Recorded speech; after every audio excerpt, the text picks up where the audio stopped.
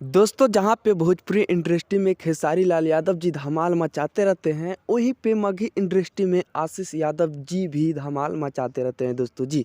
तो इन दोनों के लेकर इस वीडियो में बात करने वाले हैं दोस्तों, तो वीडियो को पूरा देखिएगा। नमस्कार दोस्तों, हम हैं बिक्कू, आप देख रहे हैं अपना चैनल बिक्कू भोजपुरी न्यूज़।